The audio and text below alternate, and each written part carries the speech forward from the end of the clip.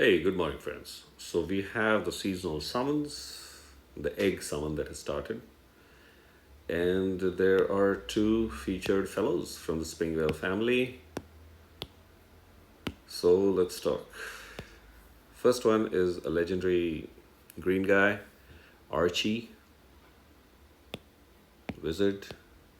This is the same for two and three fellows. You get 10-20% attack, family bonus going into the stats, 848 attack. Wow.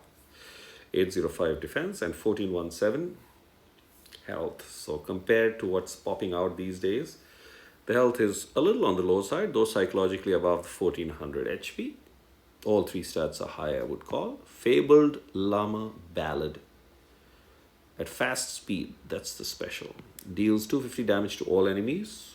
So that's a good damage to all. All enemies are immune to new status effect buffs for 4 turns. Wow. So that's the Al Nadaha effect. And receive 150 damage for each attempted buff. Okay, so that's really good. Al Nadaha, I think, does 200 or 250. So this guy is whacking everybody, so that's toned down a little bit, but still 4 turns is excellent, and 150 damage for each attempt is also brilliant. Yeah, wow. The caster gets minus 10% accuracy for 4 turns. This effect can't be cleansed. So there are many ways of dealing with it. Like if you have a gazelle, you basically use this guy along with elemental defense down or combination of those two, and whack, this goes off. So yeah. So well, Archie is going to be used in all kinds of scenarios. Damn good hero. So we technically have a green costume Master Lepus because he whacks all.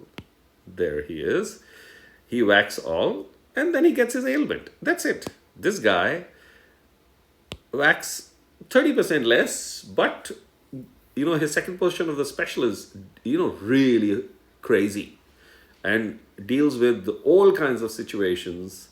Okay, the starting taunts are, or certain buffs are there, but there are ways to deal with them. One of the ways I had been screaming from the rooftop about a specific hero in the last Soul Exchange, but okay, I will leave that.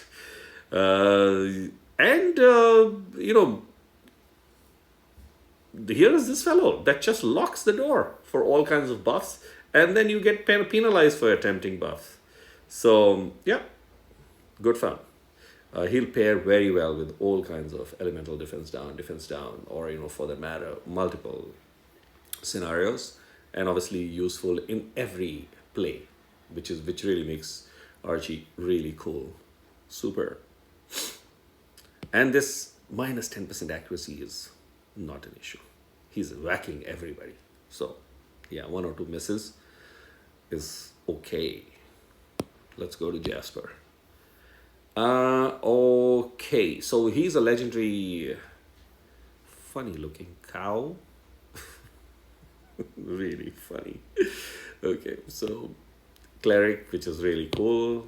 This we already know. 772 attack, 844 defense, and 1514. So that's a tanky and also a healer kind of a thing. A stat. Petals of Nourishment. Man, these terms are like interesting.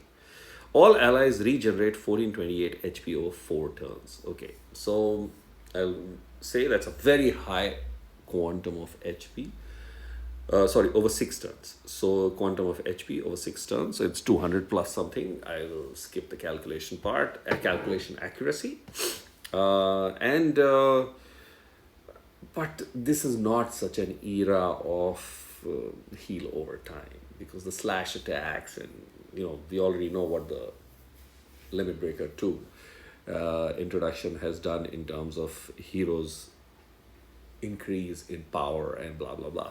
So if it was boosted health, it would have been a little better because it can start adding on extra HP on the existing HP when it is at 100%.